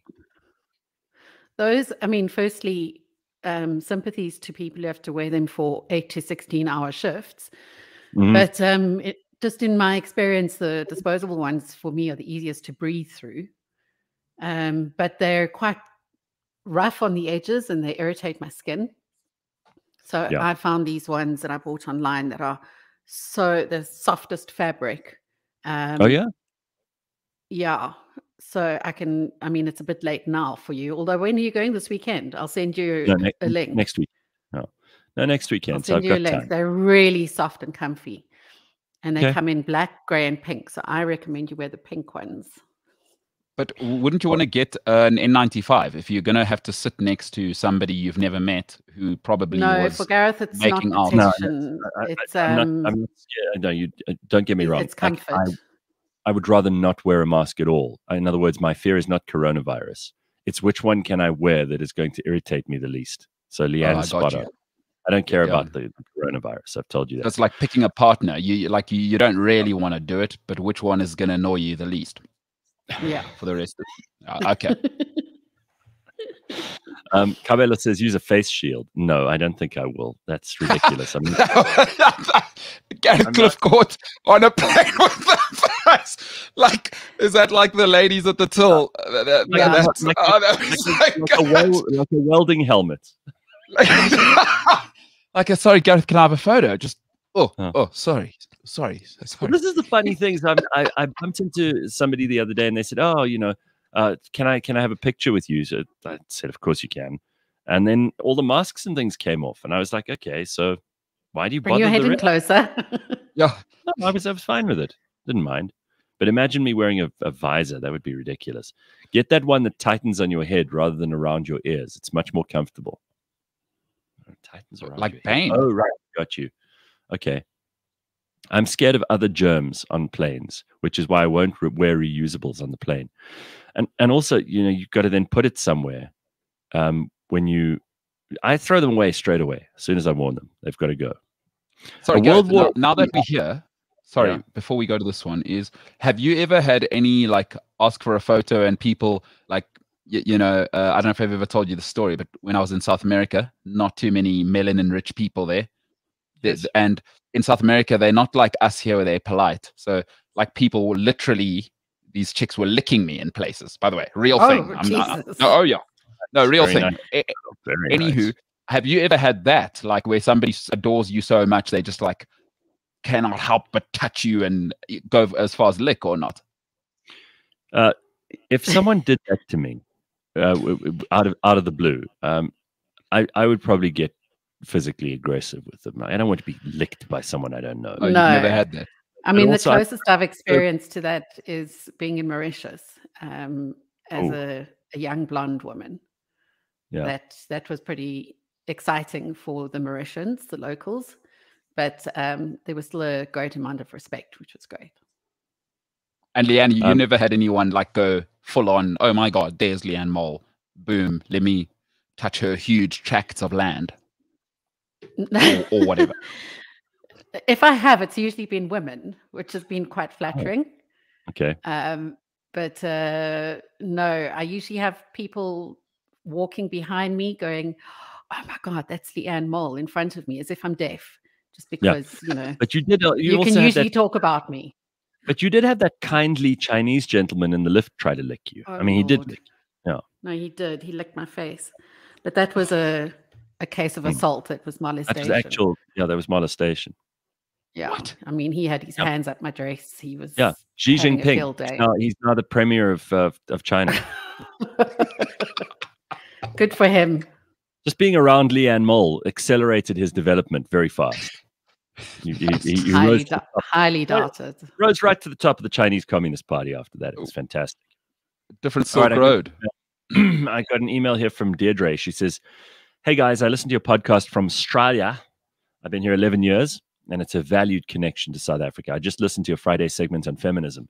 Leanne, you're great, but the fight will never be over until men stop hurting women, until women carry more than their fair share of the domestic and mental load of caring for the family, plus holding down a job in many cases. Gareth, you're infuriating, but I appreciate your perspective on some things." Okay. Bomamalelo, I aspire to be as phenomenal as you are. You're an inspiration. Look at that. We can't trust this person. I mean, shout out to you in Australia, but anybody who's looking. Since we're talking about Australia, and we've got Collectomania coming up in a moment, by the way, but since we're talking about Australia, I see that some of the premiers of the various provinces in Australia are starting to relax their lockdown mania, because they've now got international pressure. Like the rest of the world is making fun of them. And if there's anything that Australians respond to, it's being made fun of. So they suddenly start. There's a lot of pushback as well from the public. They're now, hurtful. So that's happening too. So there's a whole situation.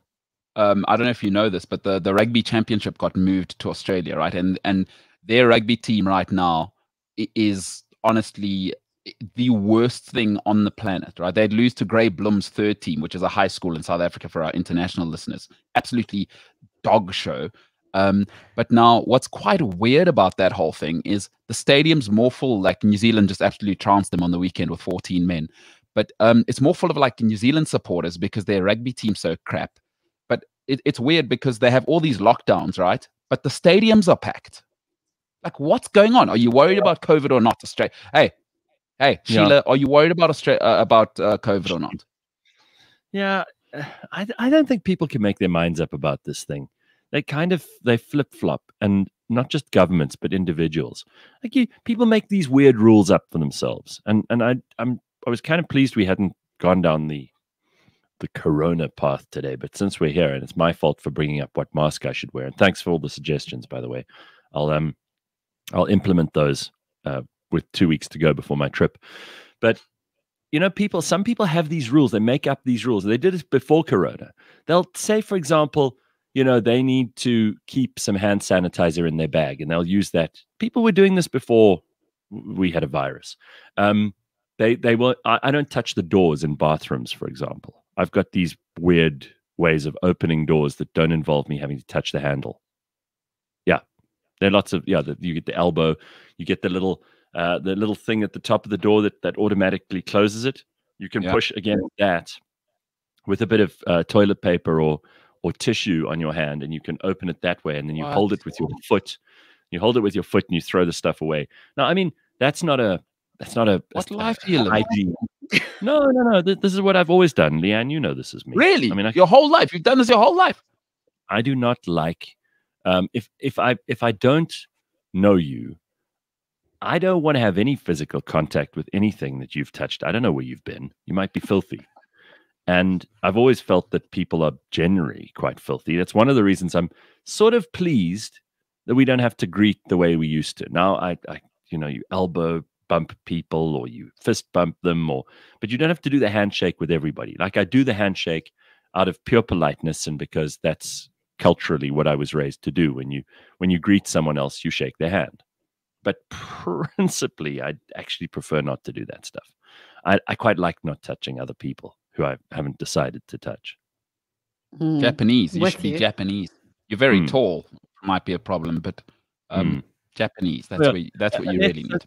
Not just me. Annette says she flushes public toilets with her feet. Yeah, I do that too. What? How are you people living on this planet? What? Bolelo, it's very I used easy. to in nightclubs. I used to lift a closed toilet lid with my heel. Yes, my heel. Okay. Here's a really, really rude question, but it's from Carl. So what do you expect? He says, Leanne, if someone gets physical with you, is it molestation? Yes. Exactly that.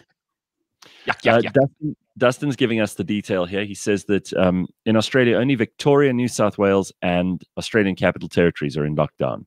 The rest of the country, including Perth, where the rugby was played, is not in lockdown. So that's the difference, Bolelo. That's why they look like they haven't made their minds up, but it's because in Victoria and New South Wales, they're very strict. That's Melbourne and Sydney. But in Perth, they don't give a damn. So just shows you. All right, let's talk a little bit about collectomania. You know, for the last few weeks, I've been thrilled because we get to unpack someone's collection every day. And we've had incredible people on here, people with toys, people with guns, people with swords, people with whiskeys, people with coins, people with action figures, all kinds of stuff.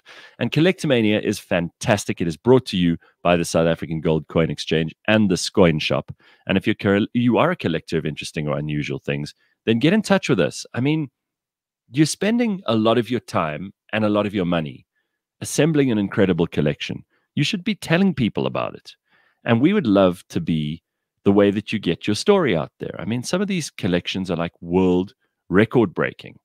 You know, last week this guy is collecting plastic apes, for heaven's sake. I couldn't think of a more niche thing than plastic apes, and he's got 60,000 of them, and some of them are worth an absolute fortune. Now, my life is incredibly rich because of knowing this, that there's a man who collects plastic apes. Just when you think you know the world, that happens, and then you're suddenly excited. So he moved into their house. I don't know if you remember, our previous collector.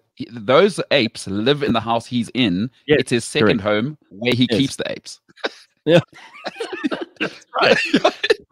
So if you have a collection that you want to share with us, contact@cliffcentral.com. That's CONTACT. That's the email we use, the email address we use for all the stuff related to the show. Contact@cliffcentral.com, and we will feature you on the show. So Johan is going to join us this morning. He sent this email to me. He says, I love the Collectomania segment on Monday mornings. I believe most people do collect something, whether they realize it or not. And I think that's true.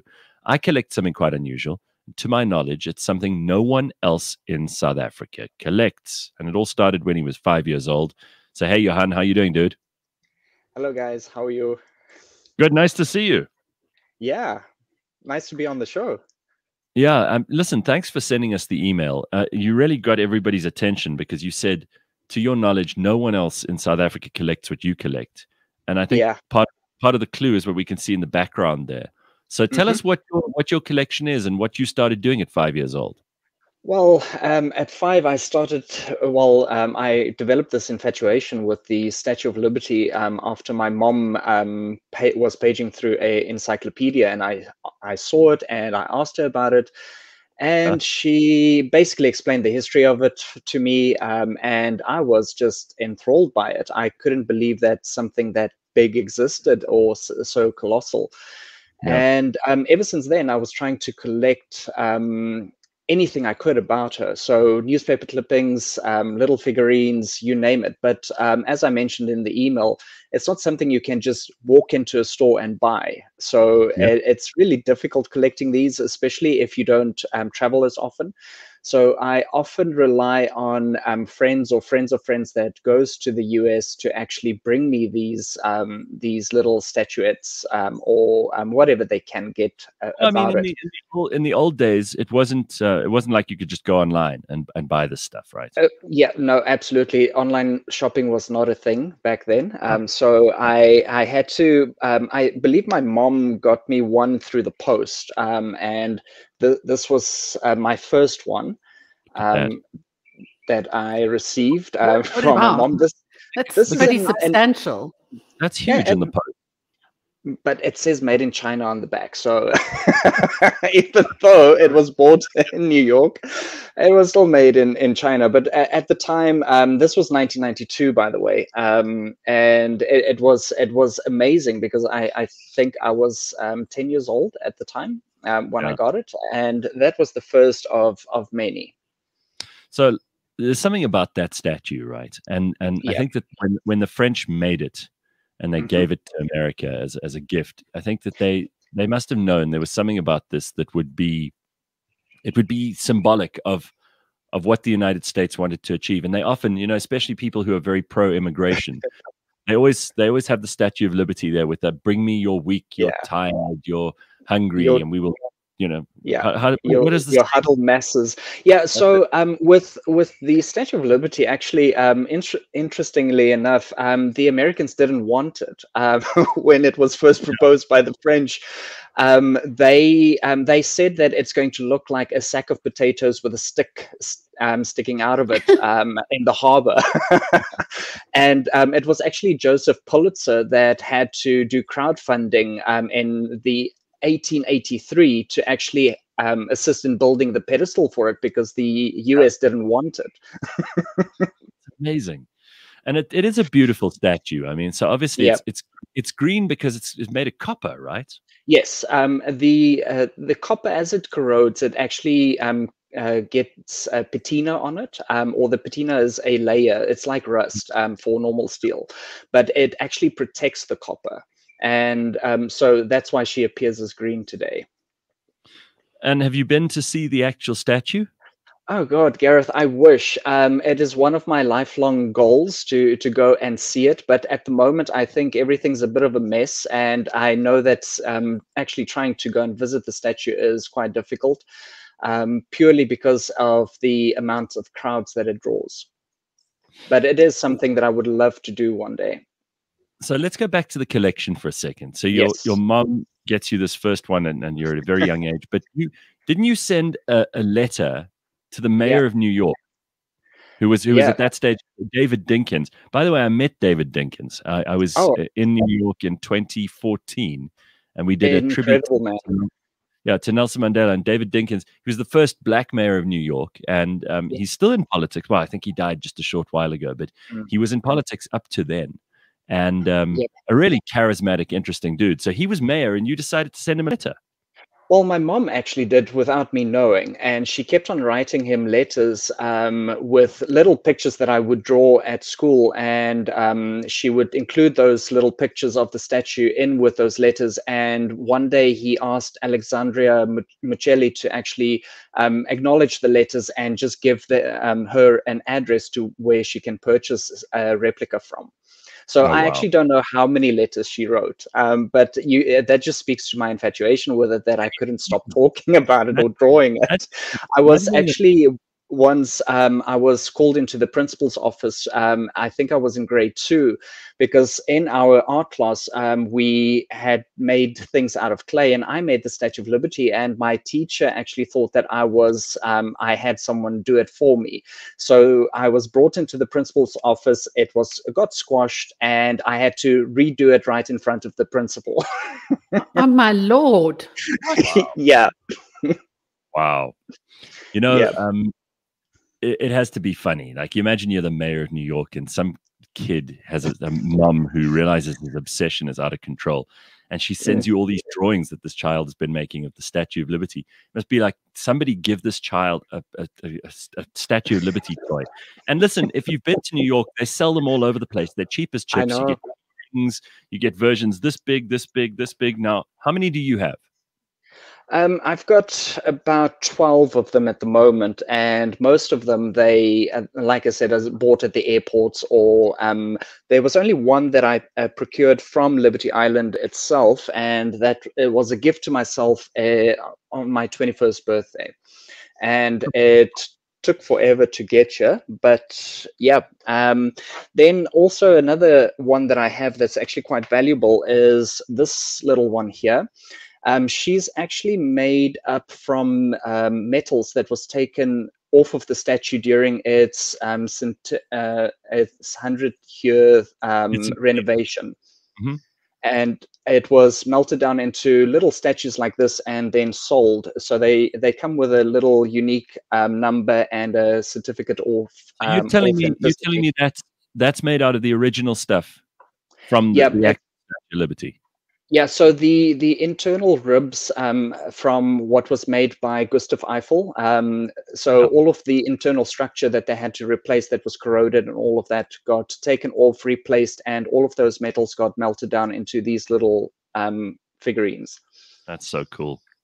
I think that's amazing. Sure. So how many altogether now? What are we talking about?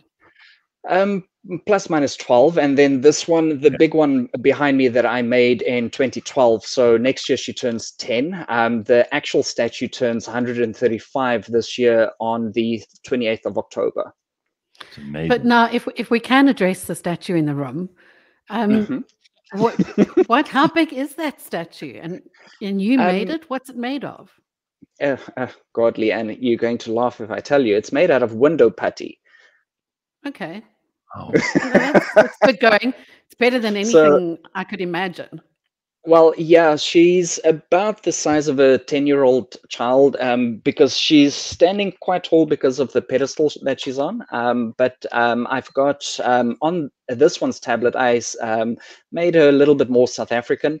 So I gave her the date on the tablet of our National Human Rights Day, which is the 21st of March, which is also coincidentally my mom's birthday. And then on the bottom of the statue, I've got a little plaque that has got inscribed a segment of Nelson Mandela's inaugurational speech in 1994. And she's holding an actual globe.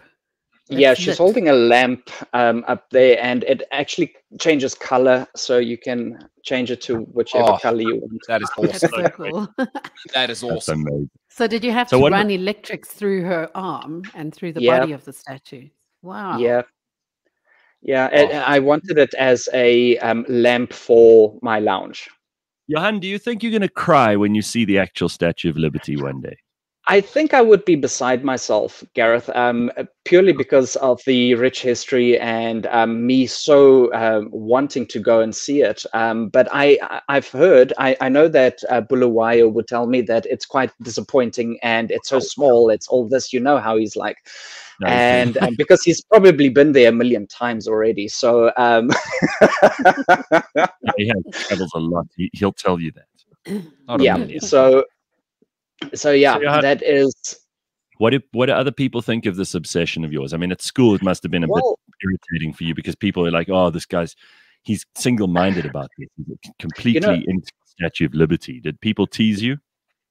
No, not really. It was something that I've tried to keep hidden, so not a lot of people know about it. But it's also not to the point of hoarding, because it is, like I said, I've only got about 12 of them, so it's not something that is hectically obsessive.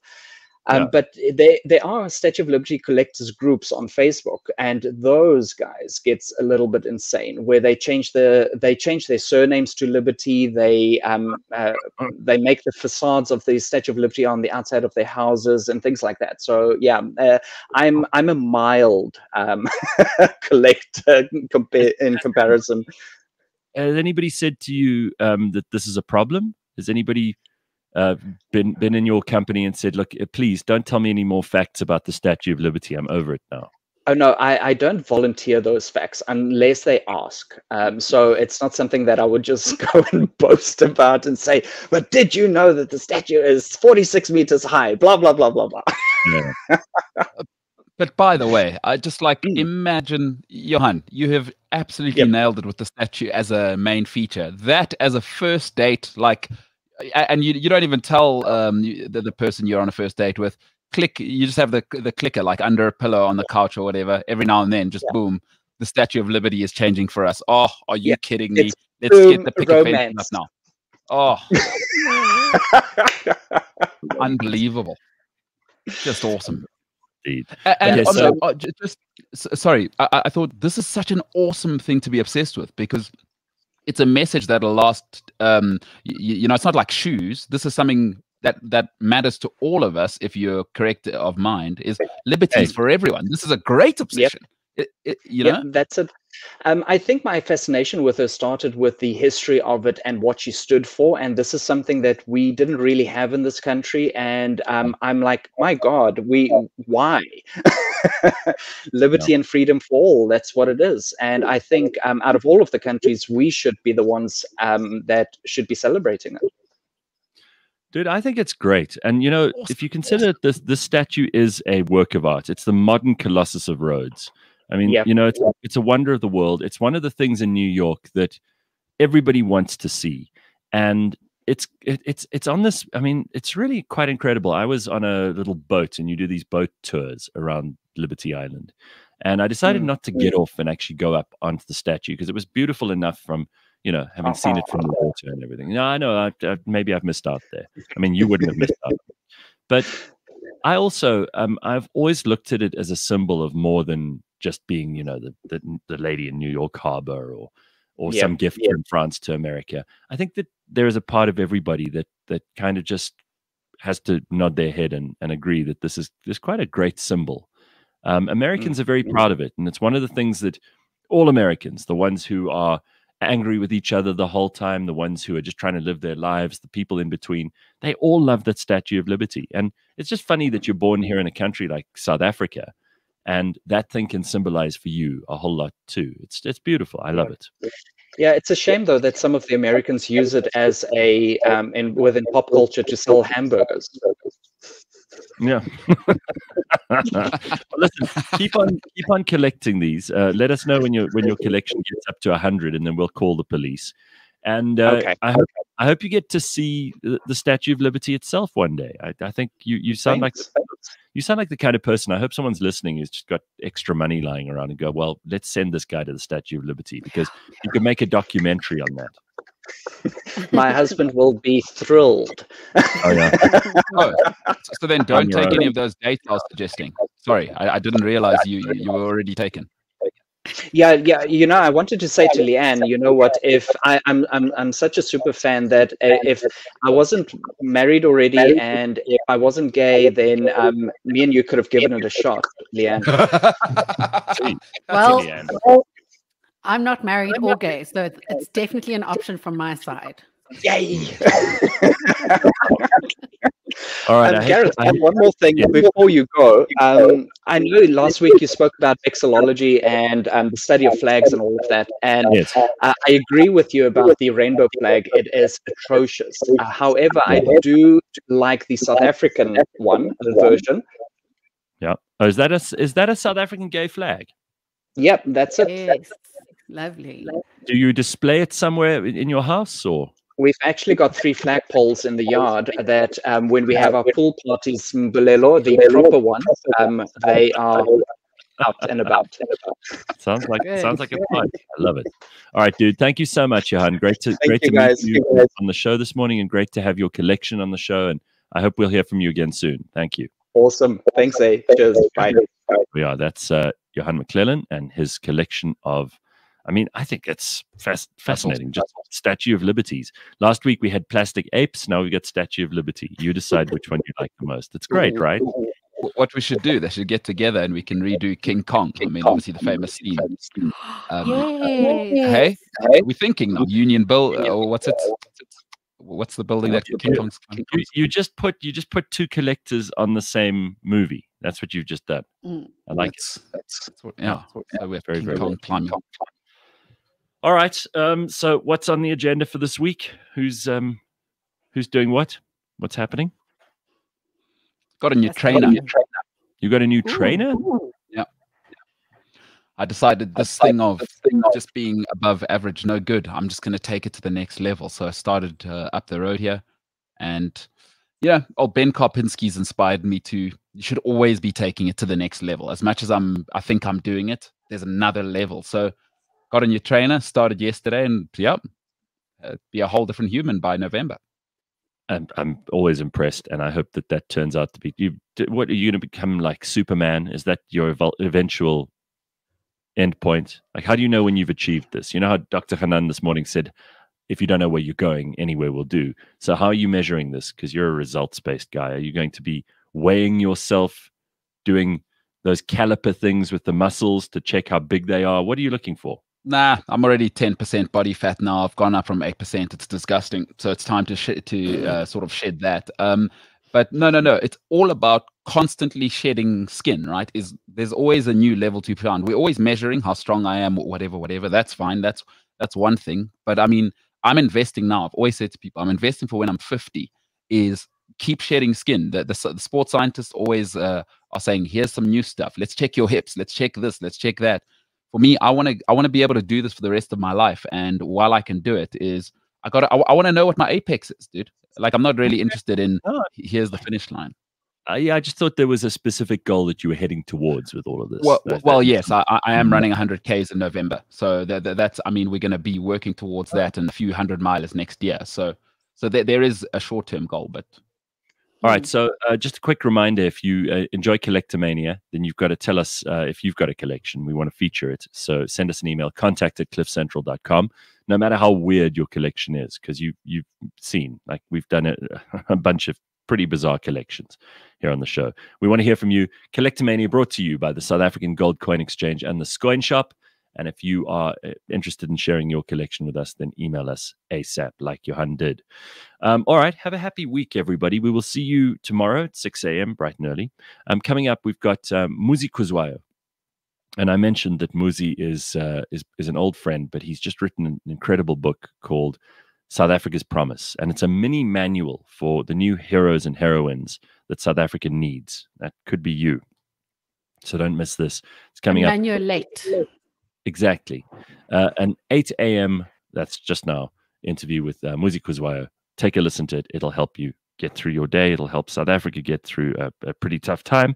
And hopefully we'll solve some problems at the same time. Just before we go, yes. You preempted the story about the sound engineer making charcoal. Yes. Do we have time for that? No. I just want to give a quick summary. So he is a qualified sound engineer, and his name's Given Gwamba. And he struggled for years to find a stable job in the media field. He even applied to the SABC. Not even they would have him. Not even the SABC. Sure. It's just the nature of the business. But he noticed people in his area making charcoal from, trees, etc. And these are very rudimental, metal drums with metal pipes that act as a chimney. They're laid onto bricks, and you burn this waste and create these coal briquettes. And he thought he would give it a try, but he went one step further and he said, look, I'm not going to chop down trees because I understand what conserving the environment is about. And so he started finding, used sugar cane and mango peels and that sort of thing. And waste from mango trees and coconut itself, all this agricultural waste, and started burning this himself.